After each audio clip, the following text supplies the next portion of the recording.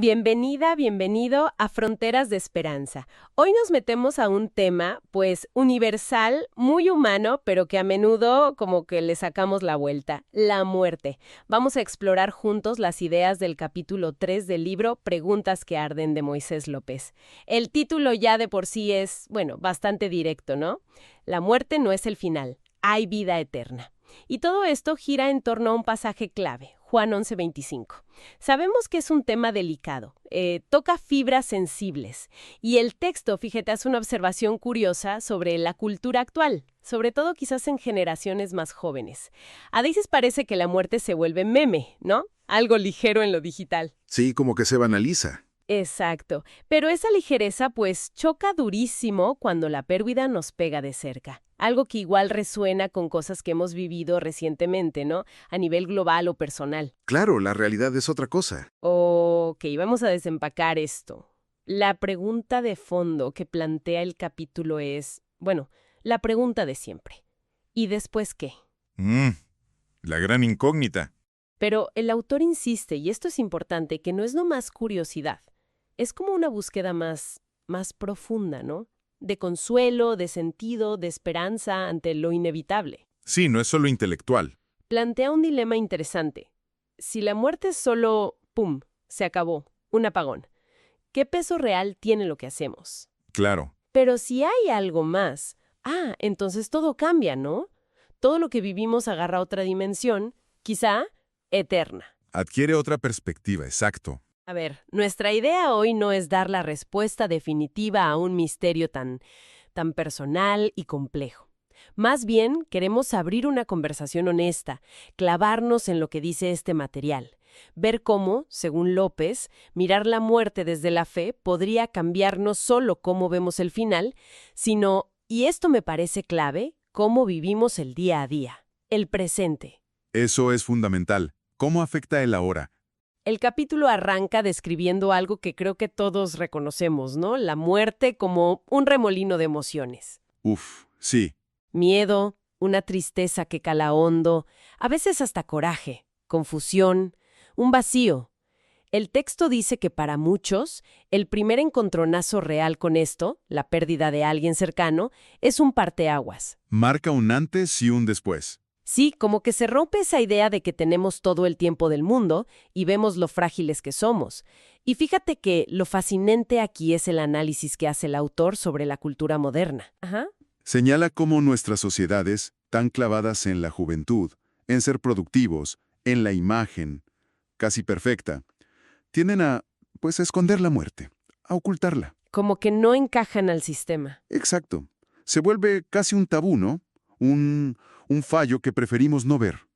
La mandamos a los hospitales, la disfrazamos en los funerales, la evitamos en las pláticas. Sí, sí. Pero el autor insiste, la muerte es más que biología. Es una experiencia existencial, espiritual, que nos confronta sí o sí. Entonces, esta evasión cultural de la que habla el texto nos deja como indefensos. ¿Qué dice el autor sobre las consecuencias? Precisamente, argumenta que esta evasión nos deja, digamos, mal parados para enfrentar las preguntas que la muerte inevitablemente trae. O sea, preguntas como, ¿qué sentido tiene todo el esfuerzo, el amor, lo que creamos, si al final, desaparece? Claro. ¿Qué pasa con la conciencia, con la identidad de la gente que queremos? ¿Hay alguna justicia final, algo más allá? ¿Nuestra historia nomás se borra?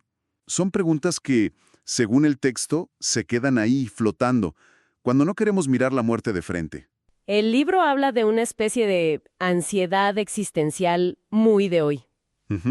Y parece que no es tanto el miedo al dolor físico de morir, sino más bien un miedo a que la vida, pues no signifique nada al final. No. A la vacuidad. Exacto, al sinsentido. La muerte, vista así, sería como un espejo incómodo. Nos refleja nuestras dudas, sí, pero quizá también nuestras esperanzas más profundas. Y esto plantea una pregunta importante, que el capítulo mismo parece empujarnos a hacernos. ¿Qué creo yo realmente sobre esto? ¿Y por qué lo creo? ¿En qué me baso? Una reflexión personal, digamos. Sí, es una invitación a mirar hacia adentro, a examinar nuestras propias ideas. No para tener una certeza tipo matemática, que igual es imposible en este tema, sino para abrirnos a la posibilidad de una esperanza, que según el libro va más allá del último aliento. Ahora, el texto no se queda solo en criticar la cultura o en plantear la fe. También mira cómo se intenta responder a esta incógnita desde otros lados, como la ciencia. ¿Qué dice de eso? Pues menciona que la ciencia, claro, ha avanzado muchísimo para explicar el proceso biológico de morir. El cómo. Sí, el cómo. Que el corazón se para, los cambios en el cerebro, todo eso. Pero reconoce, y el autor lo subraya, que la ciencia tiene sus límites bien claros respecto a lo que pasa después de la muerte física. Ajá. Simplemente no tiene las herramientas para medir o comprobar si hay un alma, una conciencia que sigue, una vida futura. ¿Y en las experiencias cercanas a la muerte qué dice? Pues que generan mucho interés, mucho debate, claro. Pero el texto señala que, desde el rigor científico, se ven como relatos subjetivos, anécdotas, difíciles de validar objetivamente. Entiendo. Y fuera de la ciencia, ¿qué otras narrativas culturales identifica el capítulo? ¿Cómo intentamos llenar ese hueco? Fíjate que el texto menciona varias. Está la filosofía del vive ahora porque se acaba, ¿no? El carpe diem a full. ¿Qué? Otras ideas hablan de reencarnación, de ciclos, de que somos energía que se transforma y vuelve al universo. Menciona cómo el cine, la literatura, exploran esto todo el tiempo. Da ejemplos como Coco o la serie The Good Place, que imaginan el más allá de formas muy creativas. Son historias poderosas, sin duda. Sí, pero el análisis del libro sugiere que estas representaciones, aunque a veces nos conmueven mucho, suelen ser ambiguas, o les falta como una coherencia interna fuerte, al menos desde la perspectiva teológica que defiende el autor. Es como si tuviéramos un mapa con muchos caminos dibujados, ¿no? Algunos muy llamativos. Pero, según el autor, sin una X clara que marque el destino final. Buena analogía.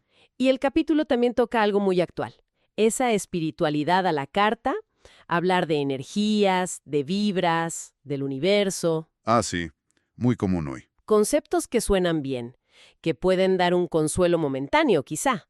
Pero el autor cuestiona si realmente tienen la solidez para sostenernos cuando el dolor de la pérdida es de verdad profundo. Exacto. El análisis del texto sugiere que esta variedad de opciones, al no dar una respuesta sólida, según el autor, claro, puede llevarnos a dos extremos. ¿Cuáles serían? Por un lado, el nihilismo. Esta sensación de que al final nada importa tanto. Qué fuerte. Y por el otro, el escapismo. Distraernos todo el tiempo para no pensar en la muerte. La negación. Y argumenta que ambos caminos dejan un vacío existencial. Si conectamos esto con el panorama general, parece que hay una necesidad humana muy honda de sentir que la vida tiene un propósito que trasciende, ¿no? Y que nuestros lazos, nuestros afectos, no se disuelven así nomás con la muerte. Y justo aquí es donde se pone realmente interesante. A ver, Porque frente a todo esto, el texto dice, la fe cristiana ofrece algo radicalmente distinto.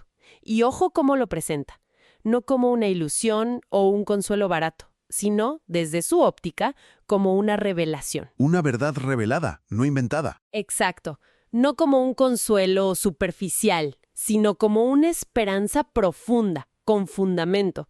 Entendemos que esto puede sonar, pues, fuerte o generar dudas. Así que veamos cómo desarrolla el capítulo esta perspectiva bíblica. Correcto. El capítulo se mete de lleno a la visión bíblica. Y lo primero que resalta es que la Biblia no le saca la muerte. Al contrario, La enfrenta. la enfrenta desde el Génesis. La presenta no como algo natural o parte del diseño original de Dios, sino como una consecuencia dolorosa de la desconexión con Él. Lo que llamamos pecado, ¿no? Sí, Que según esta narrativa, fue lo que introdujo la muerte en la experiencia humana. Pero, y esto es clave para el argumento del libro, no la presenta como el punto final. Desde esa ruptura, se argumenta, Dios empieza un plan para redimir. y el centro de ese plan, según el capítulo, es Jesús. ¿Cuál es el versículo clave que usa? El pasaje central es Juan 11:25, palabras directas de Jesús. Yo soy la resurrección y la vida.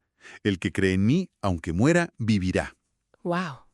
En análisis del texto pone mucho énfasis en que Jesús no dice no más que da vida, sino que Él es la vida misma, la fuente. O sea, no es que nos libre de morir físicamente. No, La promesa no es evitar la muerte física, que sigue siendo real para todos, sino vencer su poder final, su carácter de fin absoluto. El texto habla de la resurrección de Lázaro como un adelanto de eso, ¿no? Exacto, como una señal. Pero el momento cumbre, claro, es la propia muerte y resurrección de Jesús. Cita a Pablo en Corintios 15, que básicamente dice, si Cristo no resucitó, pues nuestra fe no sirve de nada. Se cae todo el edificio. Exacto. La afirmación central es que sí resucitó. Y eso, para esta visión del mundo, lo cambia todo respecto a la muerte. La derrota, en esencia. Así es. La Biblia, leída como la presenta el capítulo, habla de la muerte como un enemigo vencido. ¿Un enemigo? Sí, un enemigo que, en la visión del final de los tiempos, será eliminado por completo. Cita Apocalipsis 21:4, que habla de un futuro sin muerte, ni llanto, ni dolor. Y el autor insiste, esto no solo es una esperanza para allá lejos, para el futuro. Es algo que puede cambiar radicalmente cómo vivimos hoy, quitándole a la muerte ese poder que paraliza. También explora la idea de la muerte como un paso, un tránsito para el creyente, no un muro. Cita a Pablo en Filipenses, ¿verdad? Para mí, el vivir es Cristo y el morir es ganancia. Ujú. El texto aclara que esto no es por despreciar la vida aquí, para nada, sino por la convicción de que la muerte física te lleva a una comunión más plena, más directa con Dios. Y hay un punto muy humano que el texto rescata, la reacción de Jesús ante el dolor ajeno. Cuando Lázaro. Exacto, se detiene en Juan 11:35. Jesús lloró. Frente a la tumba de su amigo, Jesús no minimiza el dolor de Marta y María. No les dice, no lloren, No les da frases hechas. nada de eso. Comparte su angustia, llora con ellas. Y desde esa empatía profunda, actúa para traer vida. Esto es importante porque muestra, según el autor, que la fe no anula el dolor del duelo.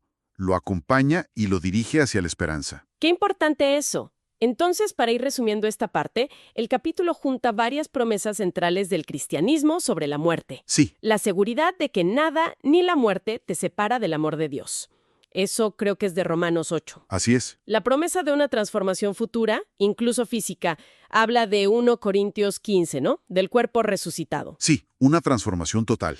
Y la esperanza de reencontrarnos con otros creyentes que ya murieron, basado en pasajes como Tesalonicenses. Tesalonicenses 4. Exacto, el reencuentro. Vaya. En resumen, el enfoque bíblico sobre la muerte, como lo analiza este capítulo, tiene varias caras. Es serio porque reconoce la tragedia, el dolor, No lo niega. no lo niega. Es compasivo porque presenta a un Dios cercano al que sufre. Y es radicalmente esperanzador. Una esperanza que gira toda ella sobre Jesús y su resurrección. O sea, no ignora la muerte, pero tampoco la acepta como el final. La enfrenta con la certeza de una victoria ya ganada. Entonces, ¿qué significa todo esto? ¿A dónde nos lleva esta exploración del capítulo? La muerte sigue siendo un misterio, ¿no? Dolorosa, difícil. Sin duda. Pero la propuesta del texto de Moisés López es que, si la miras a través de la fe en Cristo, no tiene por qué ser un terror que te paralice. Se plantea más como una puerta, quizá, una transición, no un muro final donde todo choca y se acaba. Y la invitación que parece hacer el capítulo al final es justo esa. Anímate a considerar la posibilidad de mirar la muerte de otra forma. ¿Cómo? Pues no desde el miedo que te hace evadirla, sino desde esa perspectiva de fe y esperanza que el autor describe. La premisa es, si Jesús venció la muerte, como dice el cristianismo, entonces uno no está solo frente a ella. El duelo puede tener un sentido. Y tu historia personal, mi historia personal, no se borra en la tumba. El capítulo, de hecho, termina con algo muy práctico, casi como una oración sencilla para quien quiera, pues, explorar esto. Ajá. Algo como, Señor, ayúdame a confiar en tu victoria sobre la muerte. Dame paz y enséñame a vivir con esperanza. El énfasis parece estar más en abrir el corazón que en entenderlo todo con la cabeza de golpe. Sí, en una disposición interior. Y quizá una reflexión que a mí me queda flotando después de leer esto es, si de verdad nos tomáramos en serio la idea de que la muerte no es el fin absoluto que a veces tememos, ¿cómo cambiaría eso el valor que le damos a lo que hacemos hoy? Buena pregunta. A nuestras relaciones, a los actos de bondad, de servicio, de perdón, en el día a día. Viviríamos distinto el presente si estuviéramos convencidos de que tiene una resonancia eterna.